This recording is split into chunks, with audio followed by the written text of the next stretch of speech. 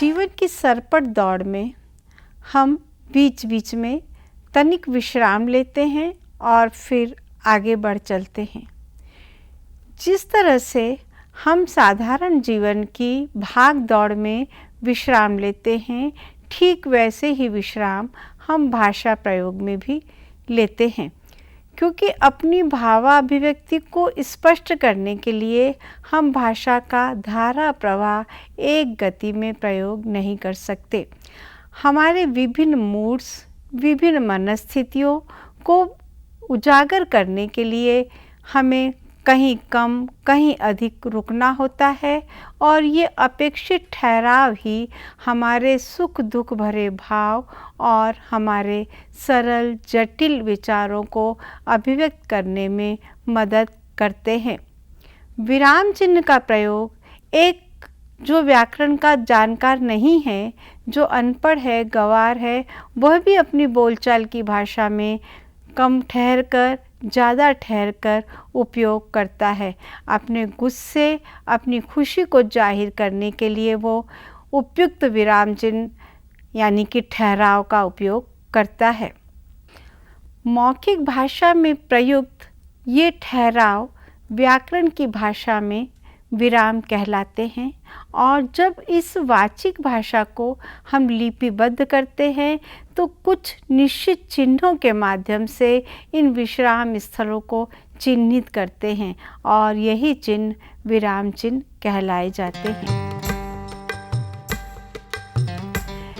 ये विराम चिन्ह भाषा की साज सज्जा या अलंकरण या सौंदर्य प्रसाधन नहीं है, अपितु ये भाषा के अनिवार्य और उपयोगी उपादान बनकर आते हैं, जिसके माध्यम से भाषा सहज, बोधगम्य, स्पष्ट और सटीक रूप में प्रस्तुत होती है। कुछ उदाहरण इस बात को और भी अच्छे से स्पष्ट कर सकेंगे। जैसे मैं दो वाक्य के माध्यम से विराम चिन्ह की महत्ता को बताना चाहती हूँ।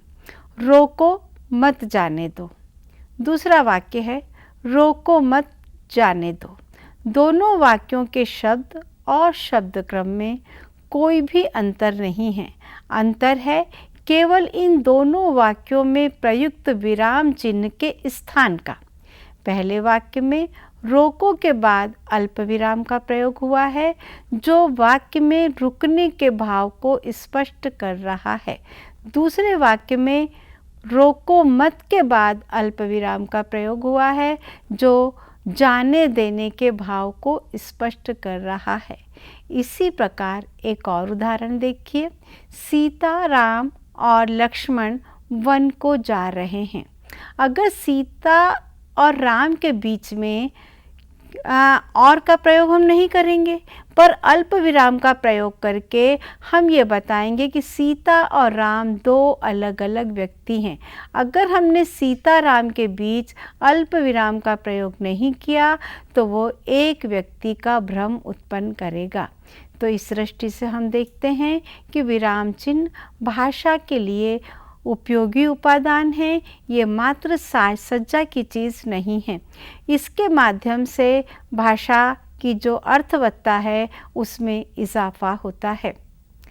पहले हिंदी में विराम चिन्ह के रूप में सिर्फ पूर्ण विराम यानी खड़ी पाई का प्रयोग होता था, लेकिन अंग्रेजी भाषा के संपर्क में आने से अंग्रेजी भाषा में प्रयुक्त सभी विराम चिन्हों का प्रयोग करीब करीब हिंदी में भी होने लगा है और यथा आवश्यक इन विराम चिन्हों के प्रयोग ने भाषा की संप्रेषण क्षमता और बोधगम्यता में तो इजाफा किया ही है, भाषा की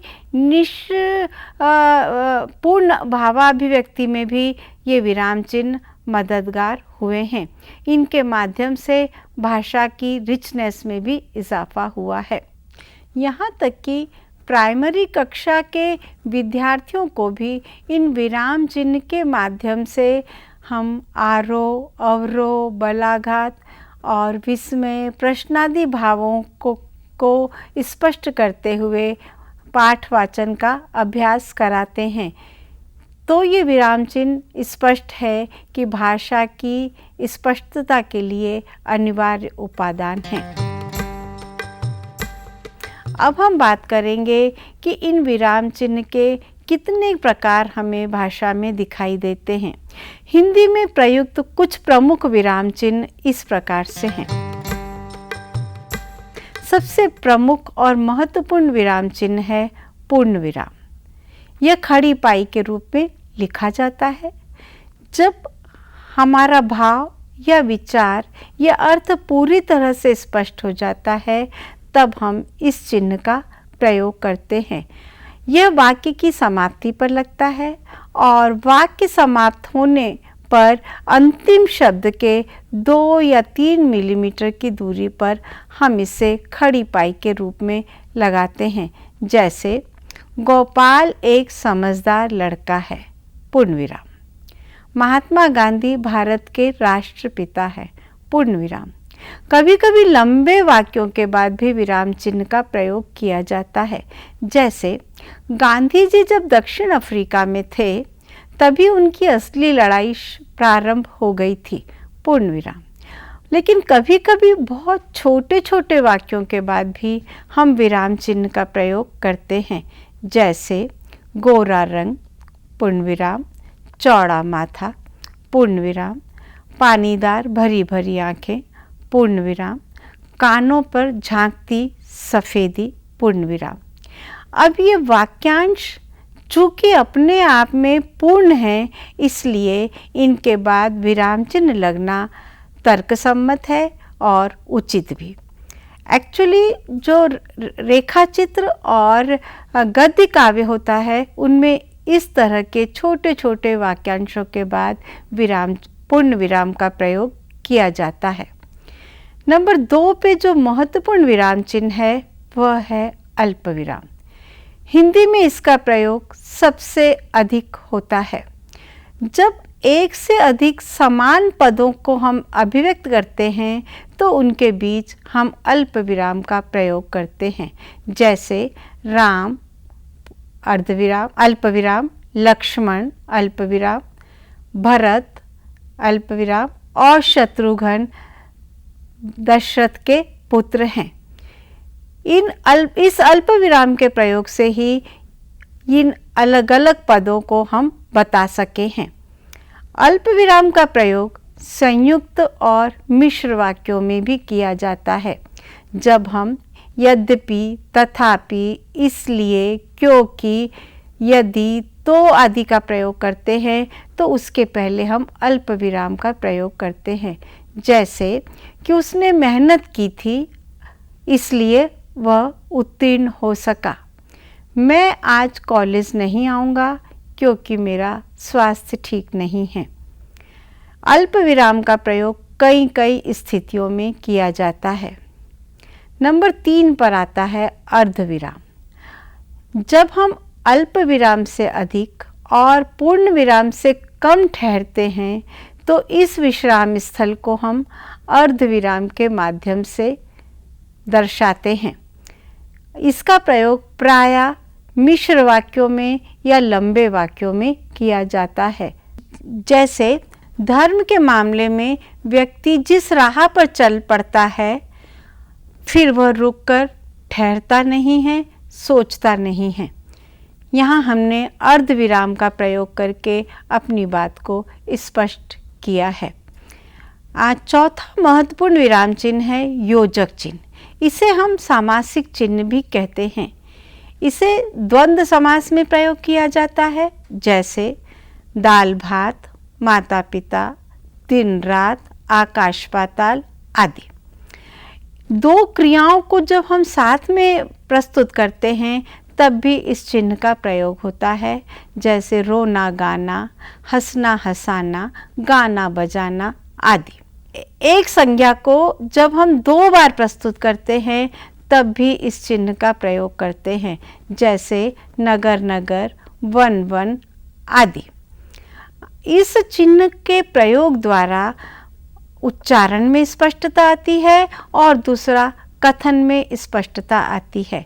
जैसे यदि मैं कुशासन को कहते समय या लिखते समय कुशासन के बीच में योजक चिन्ह को न लगाऊं तो कुशासन का अर्थ होगा कुश का आसन। लेकिन यदि मुझे इस शब्द के माध्यम से बुरे शासन के अर्थ को व्यंजित करना है तो मुझे कुशासन, कु और शासन के बीच में योजक चिन्ह का प्रयोग करना होगा। ठीक वैसे ही उपमाता में यदि योजक चिन्ह का प्रयोग नहीं किया गया तो इस शब्द का अर्थ निकलेगा उपमा देने वाला। लेकिन यदि उपमाता में योजक चिन्ह का प्रयोग किया है तो सौतेली माँ का अर्थ निकल सकेगा। तो इस प्रकार हमने देखा कि योजक चिन्ह अर्थ की स्पष्टता के लिए सहायक चिन्ह है। इसके बाद जो महत्वपूर्ण चिन्ह है वह है प्रश्नवाचक चिन्ह। जब हमें किसी से प्रश्न करते हैं या अपनी कोई जिज्ञासा को जानना चाहते हैं तब हम इस चिन्ह का प्रयोग करते हैं। जैसे तुम्हारा नाम क्या है, तुम क्या कर रहे हो, कब, कहाँ, क्यों, कैसे आदि जिज्ञासा संबंधी प्रश्नों का उत्तर पाने के लिए प्रश्नवाचक चिन्ह का प्रयोग किया जाता है। कभी कभी अनिश्चय की स्थिति को स्पष्ट करने के लिए भी प्रश्नवाचक चिन्ह का प्रयोग किया जाता है। जैसे तुम शायद इंदौर के रहने वाले हो। कभी कभी हम व्यंग्योक्ति में भी प्रश्नवाचक चिन्ह का प्रयोग करते हैं। जैसे राजनीति में छल छंद के साथ ईमानदारी का क्या काम। विस्मय बोधक चिन्ह। जब हम हर्ष, शोक, दुख, अचरज, भय आदि भावों को अभिव्यक्त करते हैं तो विस्मय आदि बोधक चिन्ह का प्रयोग किया जाता है। जैसे प्रसन्नता को व्यक्त करने के लिए हुर्रे, हम जीत गए। अचरज के भाव को व्यक्त करने के लिए अरे यह क्या हुआ। दुख का भाव व्यक्त करने के लिए हे राम यह क्या हुआ। घृणा के भाव को व्यक्त करने के लिए छी उधर क्या पड़ा है। तो इस प्रकार ये विभिन्न भावों को व्यक्त करने में विस्मय आदि बोधक चिन्ह का प्रयोग होता है। हिंदी भाषा में प्रयुक्त एक और महत्वपूर्ण विराम चिन्ह है उद्धरण चिन्ह। यह दो प्रकार से लगाया जाता है, इकहरा भी, दोहरा भी। जब हम किसी ख्याति प्राप्त व्यक्ति के कथन को ज्यों का त्यों अभिव्यक्त करना चाहते हैं तब दोहरे उद्धरण चिन्ह का प्रयोग करते हैं। जैसे रामचंद्र शुक्ल ने चिंतामणि में लिखा है कि श्रद्धा और प्रेम के योग का नाम भक्ति है। इस कथन को हम दोहरे उद्धरण चिन्ह के माध्यम से व्यक्त करेंगे। लेकिन अपनी बात कहते हुए जब हम किसी विशेष संज्ञा को व्यक्त करना चाहते हैं या किसी विशेष स्थान को व्यक्त करना चाहते हैं तब हम इकहरे उद्धरण चिन्ह का प्रयोग करते हैं। जैसे कामायनी आधुनिक काल का महाकाव्य है। कामायनी जो एक पुस्तक का नाम है इसे हम इकहरे उद्धरण चिन्ह के माध्यम से अभिव्यक्त करते हैं। हिंदी का एक और महत्वपूर्ण विराम चिन्ह है विवरण चिन्ह। जब हम किसी कथन को विवरण के साथ प्रस्तुत करना चाहते हैं तब इस चिन्ह का प्रयोग किया जाता है। जैसे हिंदी के विविध शब्दों को समझाइए।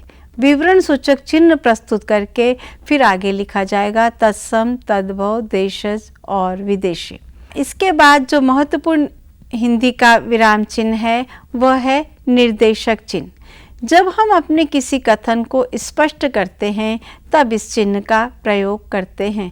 जैसे अग्नि निर्देशक चिन्ह, आगी निर्देशक चिन्ह, आग। हिंदी में एक और विराम चिन्ह का बहुत प्रयोग होता है, वह है लोभ सूचक चिन्ह।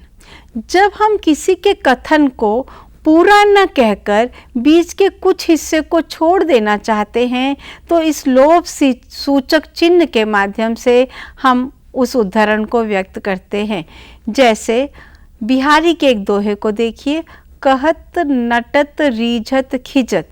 फिर लोभ सूचक चिन्ह बताकर हमने बीच का हिस्सा छोड़ दिया और फिर अंत की पंक्ति को हम व्यक्त कर देंगे, नैनो ही सब बात। तो इस प्रकार इस चिन्ह के उपयोग के द्वारा हम किसी के का कथन जो बहुत बड़ा है उसे संक्षेप में भी व्यक्त कर सकते हैं।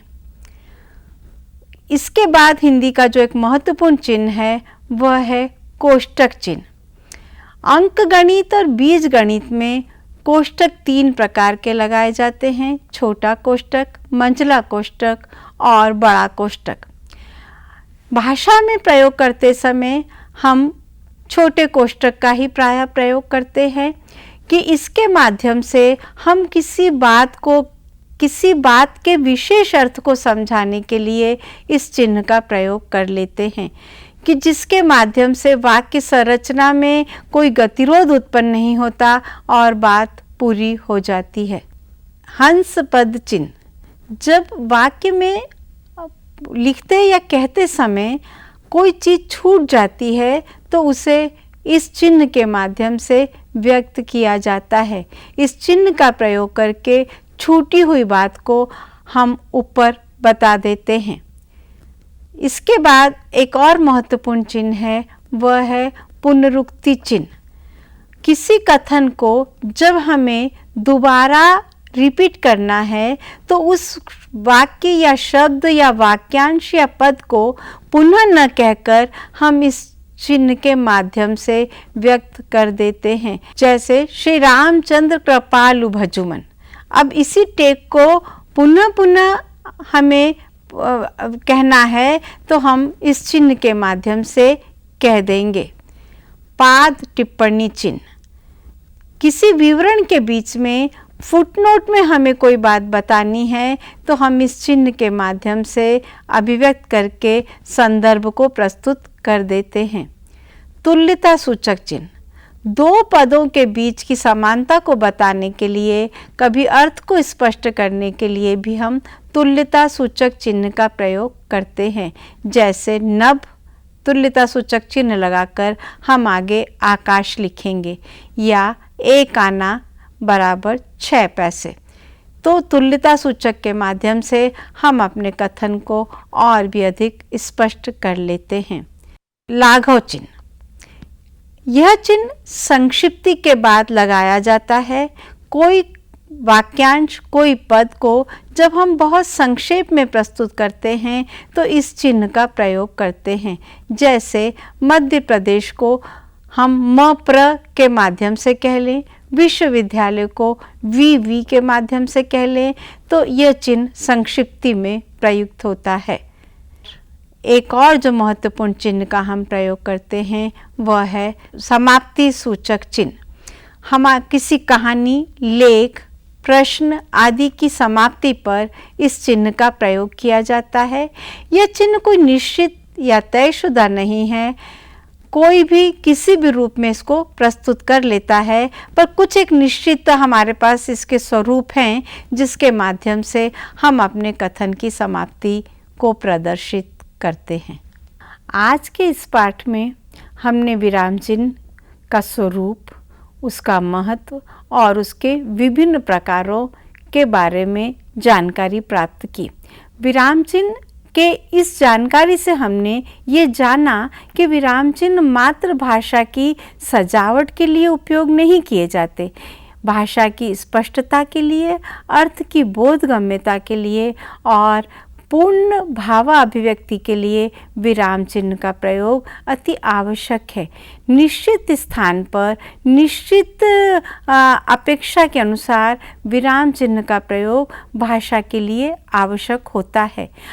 हालांकि वाचिक भाषा में भाषा का प्रयोग बोलते समय हम अपने उच्चारण के माध्यम से, अपने लहजे के माध्यम से इन विराम चिन्हों को सूचित कर देते हैं, लेकिन जब हम भाषा को लिपिबद्ध करते हैं तो भाषा की स्पष्टता के लिए और हमें सही वाक्य संरचना के लिए इन विराम चिन्हों का प्रयोग करना ही होता है। और हमें यह जानकारी बहुत आवश्यक है कि कब, कहाँ, किस विराम चिन्ह का हमें प्रयोग करना है, तभी हम अपने कथन में स्पष्टता ला पाएंगे और बोधगम्यता भी ला सकेंगे। विराम चिन्ह के माध्यम से भाषा की रिचनेस, भाषा की संप्रेषण क्षमता में इजाफा होता है।